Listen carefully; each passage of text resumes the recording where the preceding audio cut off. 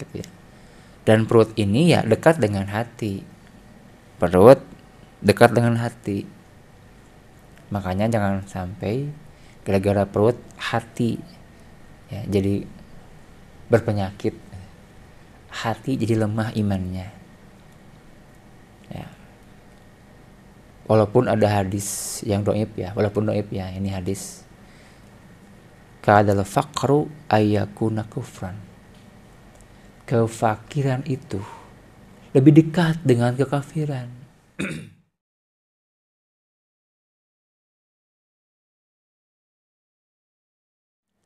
A'udzubillahi minasyaitonirrajim.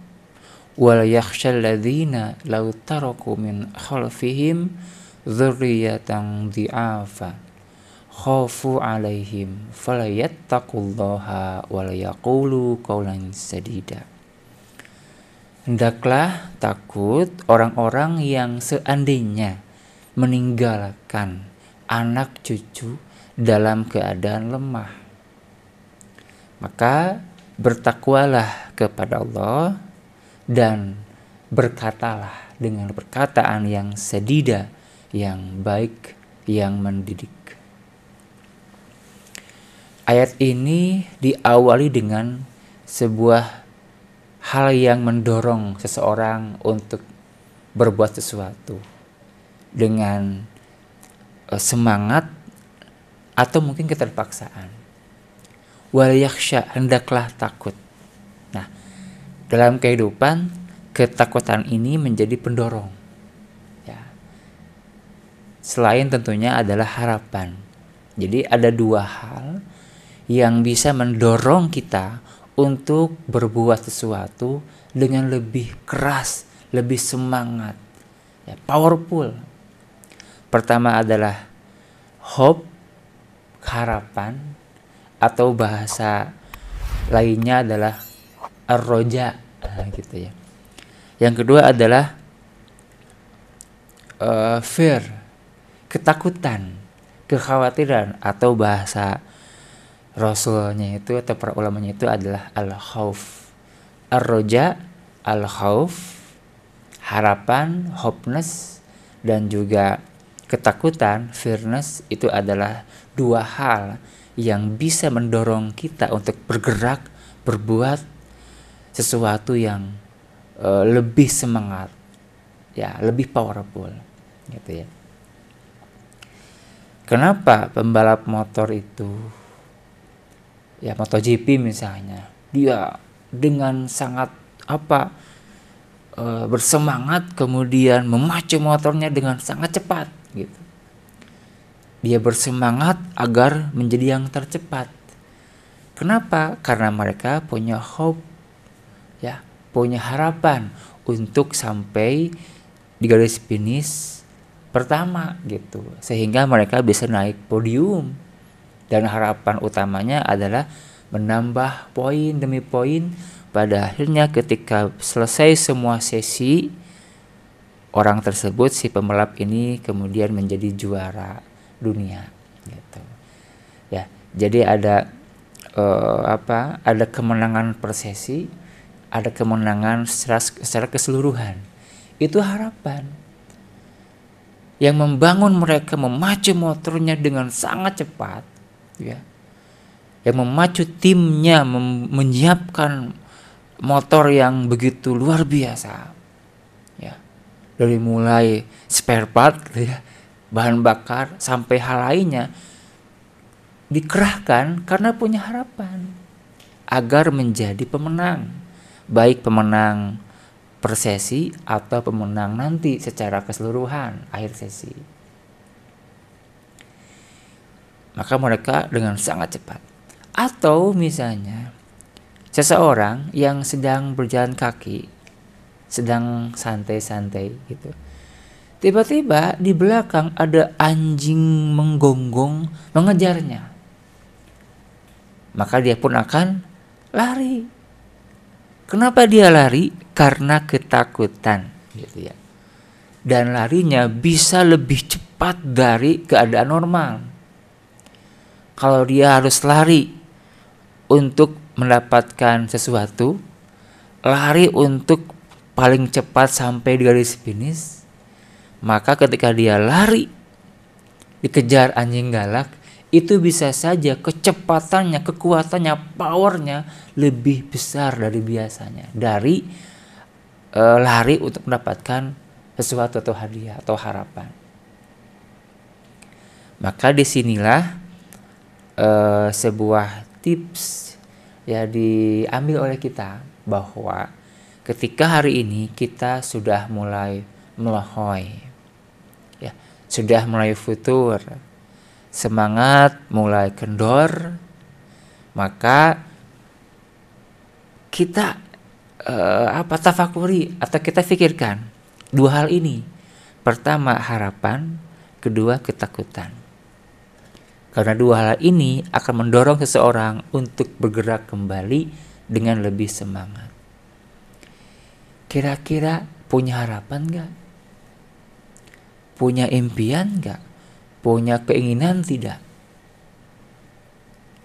Kalau orang tidak punya harapan, tidak punya keinginan, tidak punya impian, maka setiap hari dia akan biasa-biasa, kerjanya biasa-biasa, ya.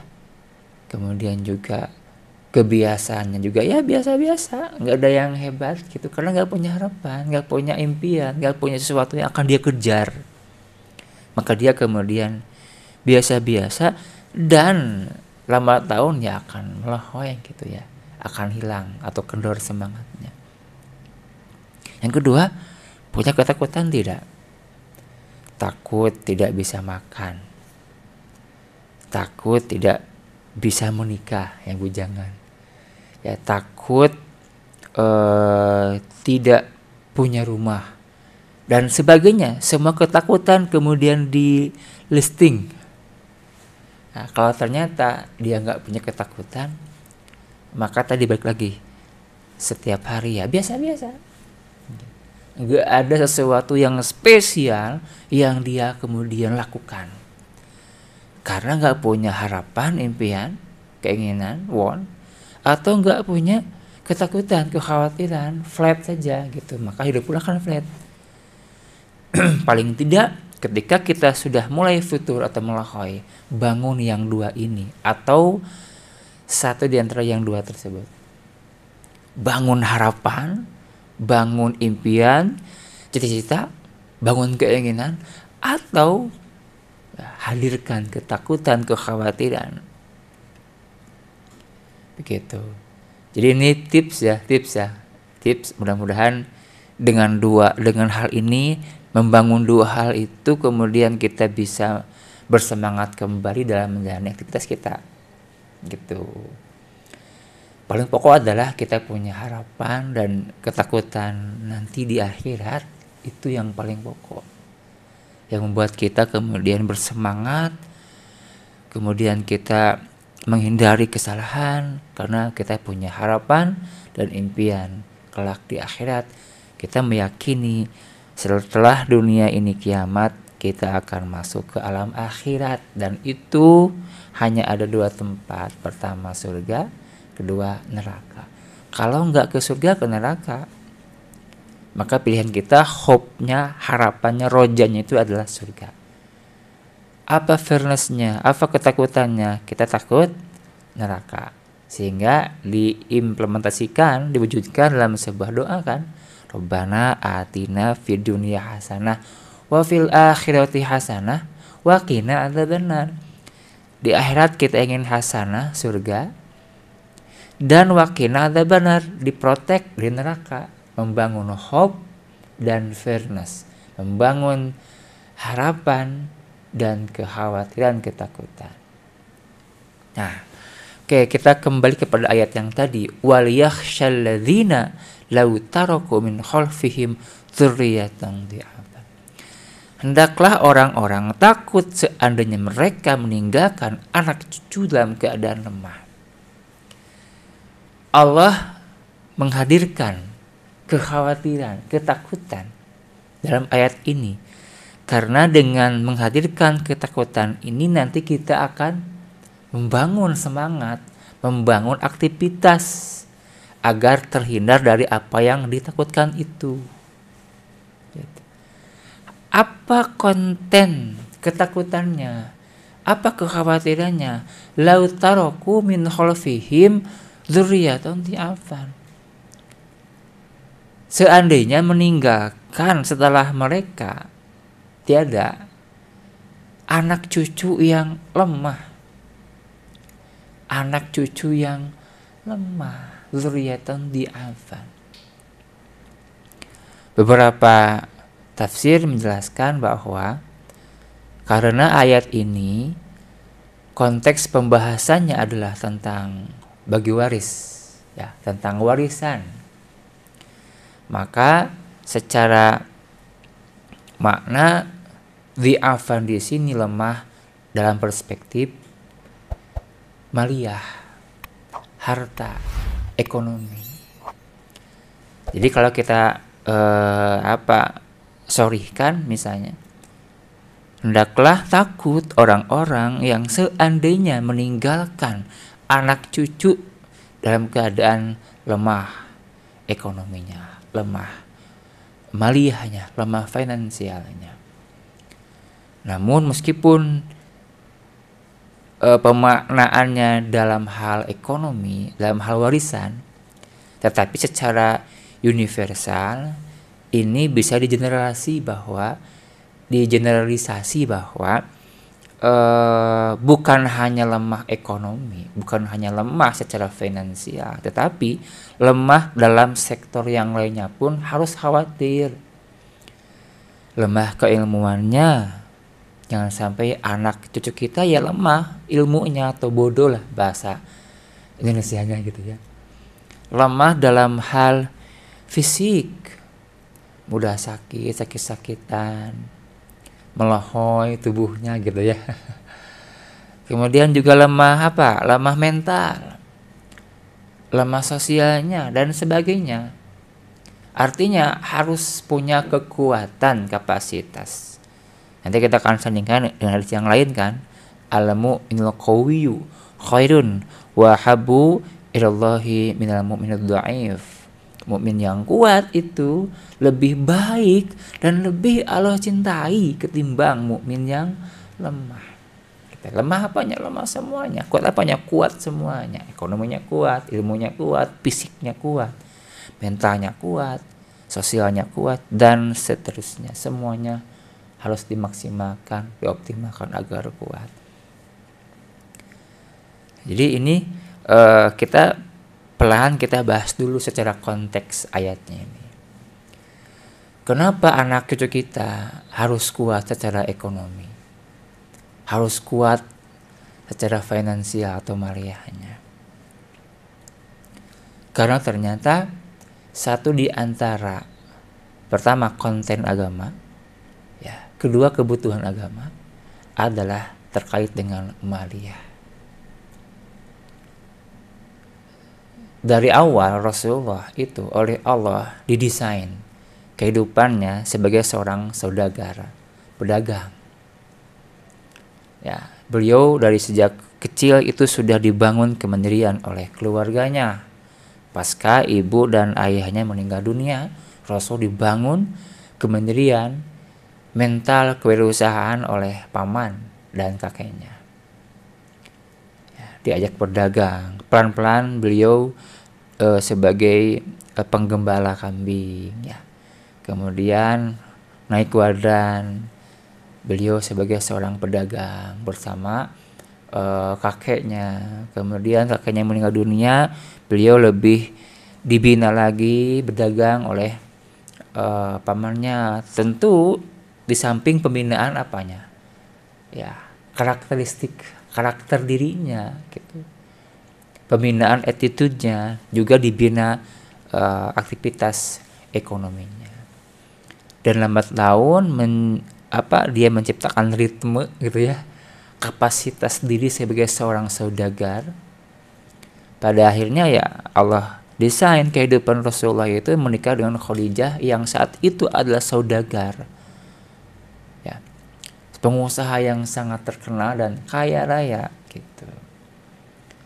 Setelah menikah dengan Khadijah, Rasulullah semakin mapan, membangun sistem, membangun perusahaan, ya, dengan banyak relasi, ya, banyak relasi, juga SDM usahanya dibangun.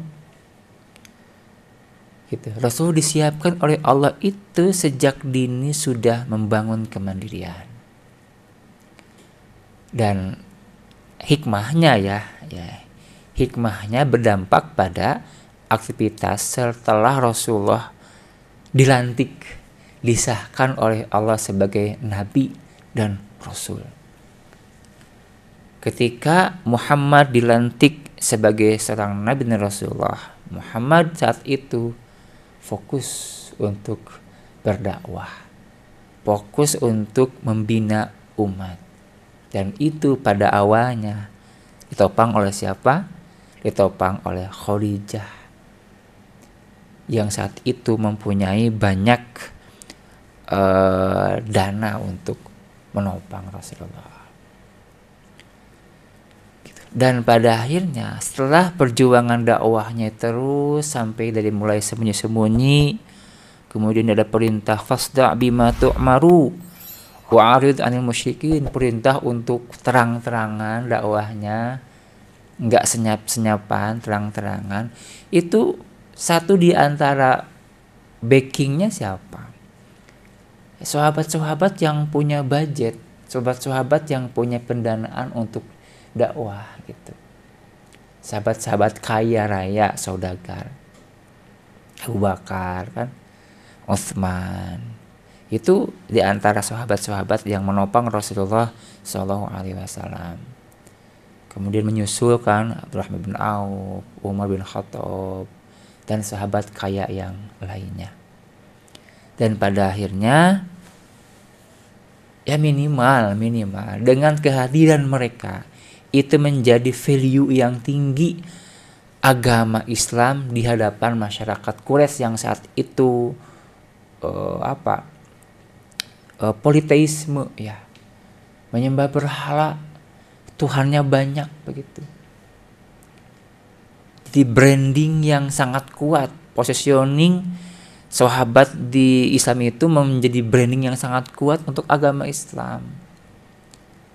Karena ternyata banyak tokoh-tokoh Quraisy, banyak saudagar Quraisy yang memilih Islam ketimbang betah dengan politeisme yang dianut oleh masyarakat saat itu.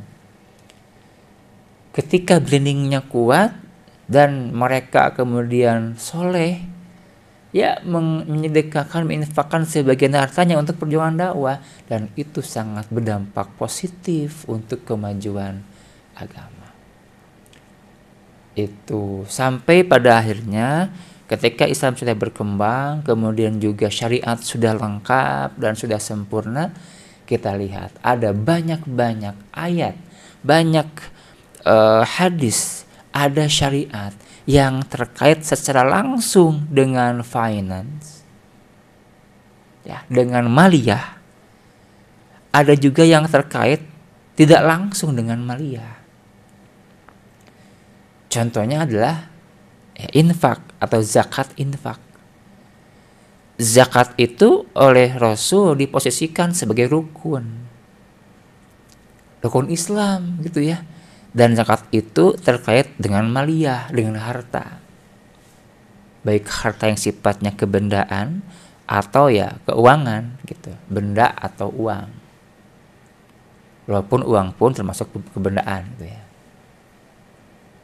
Nanti pun akan ada perbedaannya, ini sedikit menyimpang sedikit, bahwa ketika Anda bendahara sebenarnya gitu ya, yang diurus itu ya kebendaan gitu. Kalau keuangan ya keuangan yang diurus. Namun di kita bendahara itu yang ngurus uang.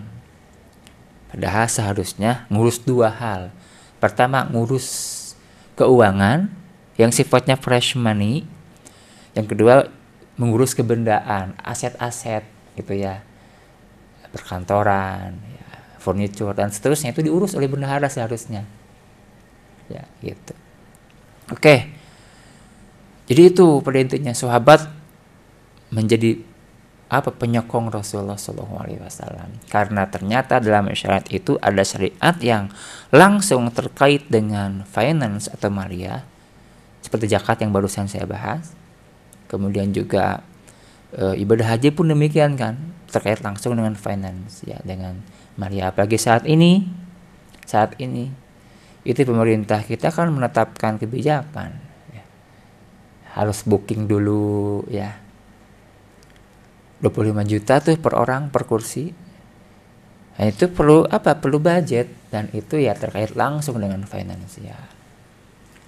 Atau ada syariat ibadah yang tidak terkait langsung dengan finansial,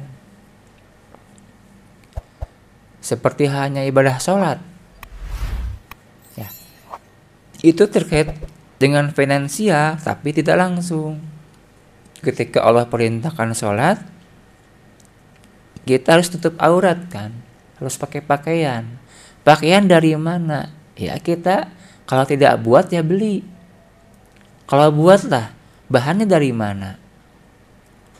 Ujung-ujungnya adalah kita harus beli bahan baku yang pokoknya kan begitu. Kalau nggak buat ya kita beli langsung pakaian jadi. Beli itu pakai apa? Pakai finansial, pakai uang. Artinya untuk nutup aurat sebagai satu di antara syarat sah sholat, kita butuh uang untuk membeli pakaian begitu. Kemudian sholat laki-laki di masjid, Jumatan di masjid.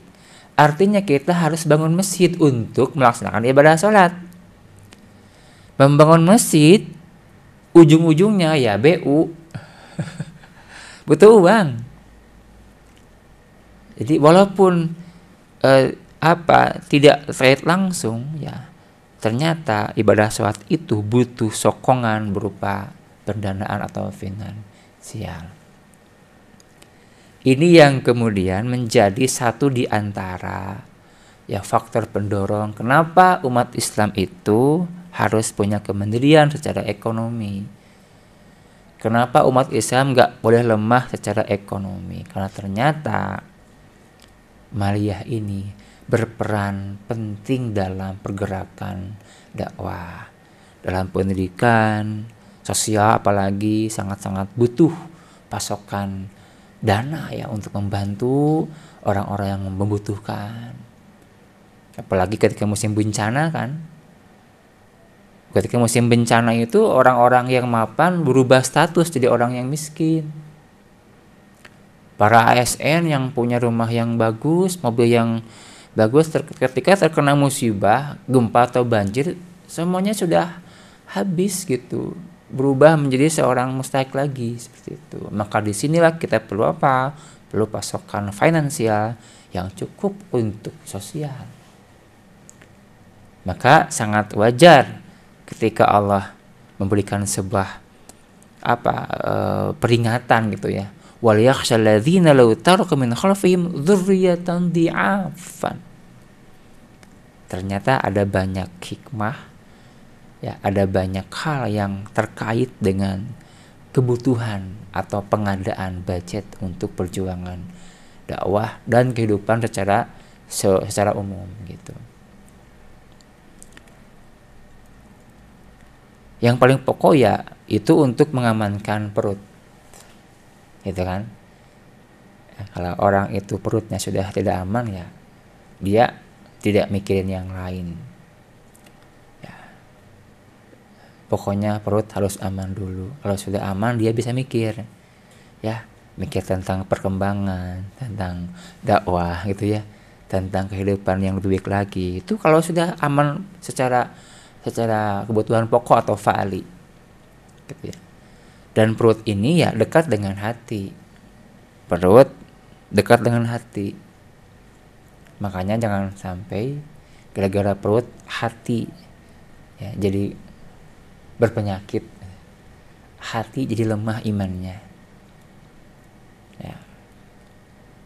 Walaupun ada hadis yang dhaif ya, ini hadis kadal faqru ayyakuna kufran.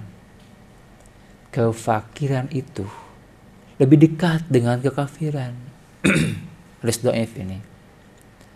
Namun pada faktanya tidak sedikit umat Islam yang gara-gara kefakiran, gara-gara kebutuhan pokok yang sangat mendesak untuk mengamankan perut,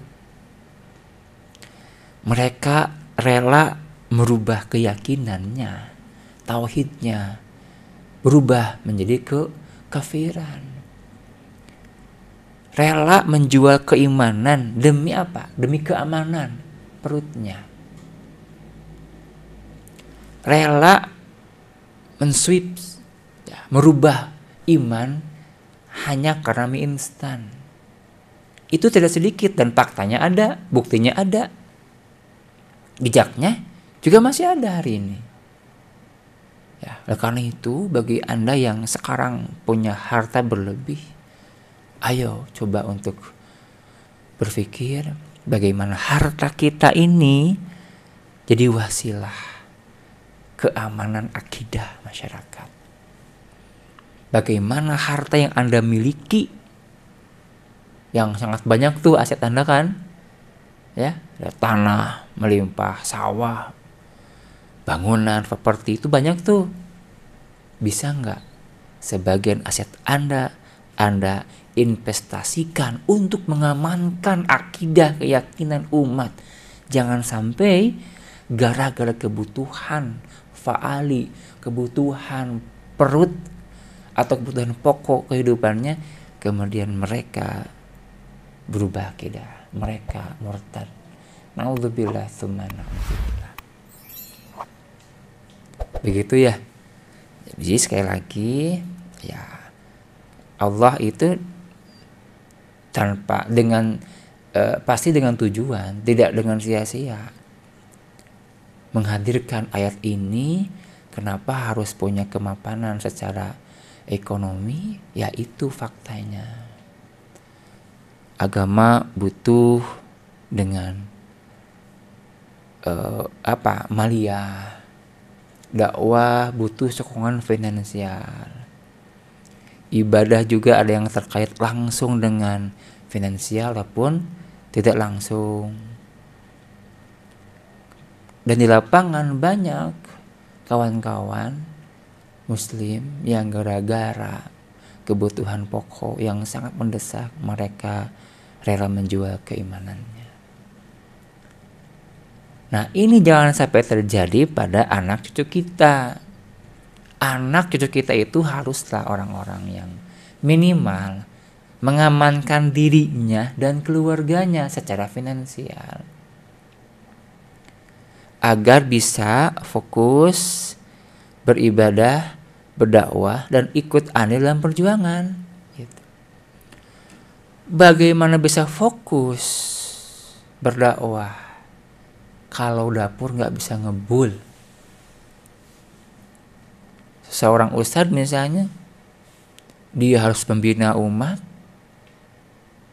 dakwah, ya, masyarakat, mengamankan akidah masyarakat, tapi dapurnya nggak ngebul, anak istrinya belum makan, kan dia nggak konsen. Pada akhirnya nggak konsen, ya terganggu lah aktivitas dakwahnya, gitu.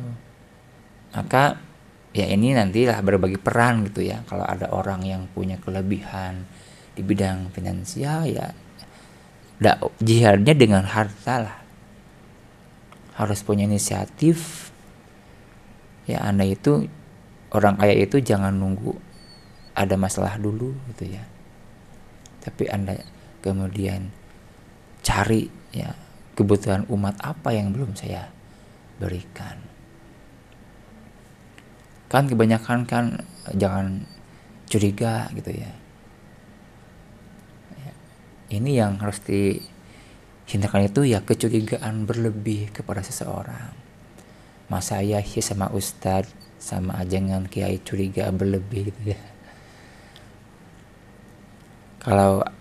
Kalau membangun agama dengan harta, maka harta Anda itu insya Allah akan menjadi jalan surga. Insya Allah. Gitu. Oke, kita sudah punya poin kan hari ini, bahwa kita diberikan fairness oleh Allah Subhanahu wa taala. Khawatir, takut nanti kalau anak cucu kita lemah secara ekonomi, khawatir nanti mereka tidak aman kebutuhan perutnya, pokoknya. Akhirnya nanti tidak aman dalam kehidupan yang lainnya begitu. Walaupun tadi sekali lagi ternyata bukan hanya harta yang tak boleh lemah, bukan hanya lemah ekonomi, tapi juga keilmuannya harus kuat, nggak boleh lemah. Nggak boleh lemah juga dalam hal fisiknya, harus sehat jasmaninya gitu ya. Rohaninya, mentalnya juga harus sehat, harus kuat, nggak boleh lemah. Pada akhirnya dari awal disebutkan Allah mencintai orang-orang mukmin yang kuat ketimbang mukmin yang lemah. Al-mu'minul qawiyyu khairun wa habbu ilallahi minal mu'minud dha'if. Orang mukmin yang kuat lebih baik dan lebih Allah cintai ketimbang orang mukmin yang lemah. Nah, kemudian ayat ini yang tadi awal saya bahas, saya bacakan, itu kemudian dikaitkan dengan ketakwaan. Falayattaqullaha, maka bertakwalah kepada Allah. Mendasari aktivitas pembangunan, kemandirian, kekuatan pada anak kita, ya, itu harus dibarengi dengan ketakwaan kepada Allah Subhanahu wa taala. Ya. Takwa itu ya kita menghindari, kita patuh pada aturan, jalankan kewajiban, dan hindari pelanggaran, itu takwa. Secara umum kan begitu ya. Ja'alun nafsi fi wiqayatin mimma yu'thimu. Menjadikan diri kita senantiasa berada dalam proteksi dari hal-hal yang berakibat dosa. Ya, sambil sambil menjalankan kewajiban-kewajiban kepada Allah Subhanahu wa taala. Menghindari dosa, pelanggaran, dan menjalankan kewajiban. Itulah ketakwaan yang hakiki.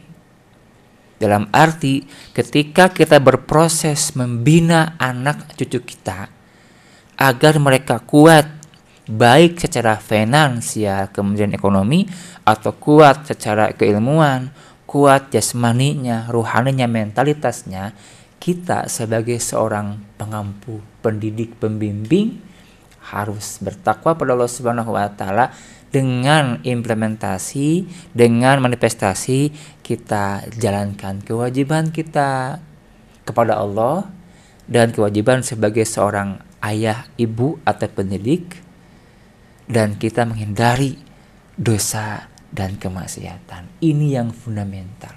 Seorang pendidik, pembimbing itu hindari kesalahan, hindari pelanggaran syariat. Karena ini bisa berdampak pada proses pendidikan yang dilakukan. Dan kemudian setelah perintah bertakwa, Allah perintahkan verbalnya dirawat. Komunikasi verbalnya dirawat. Wala yaqulu qawlan sadida, ucapkanlah ucapan yang baik. Allahyarham Ustaz Uus Suhendar pernah menyampaikan di antara makna qawlan sadida inilah ucapan yang mendidik. Jadi wal yaqulu qawlan sadida itu di antara maknanya adalah ucapan yang mendidik, ucapan yang baik dan mendidik, membina. Artinya harus membangun komunikasi dengan seefektif dan sebaik mungkin dalam rangka membina umat, dalam secara mikro membina anak cucu kita, yang pada akhirnya proses pembinaan generasi yang dilakukan oleh orang-orang yang bertakwa, yang satu di antaranya adalah dengan merawat komunikasi, baik diksinya, pilihan katanya, ataupun konten dan konteksnya, itu adalah sebagai sebuah upaya untuk melahirkan kader generasi anak cucu yang kuat dalam segala aspek kehidupan, terutama akidahnya kuat, ya, fisiknya kuat, dan ekonominya juga kuat. Demikian yang dapat saya sampaikan. Mohon maaf bila ada banyak kata-kata yang kurang berkenan. Mudah-mudahan hari ini kita bertambah kebaikan. Kita senantiasa berazam setiap hari harus bertambah kebaikan. Jangan bertambah kemaksiatan pada Allah Subhanahu wa taala. Auzubillah tsumma auzubillah. Rabbana afriq alaina sabra wa tsabbit aqdamana wa ansurna 'alal qaumil kafirin. Rabbana hab lana min azwajina wa dzurriyyatina qurrata a'yun waj'alna lil muttaqina imama. Rabbana atina fid dunya hasanah wa fil akhirati hasanah wa qina adzabannar.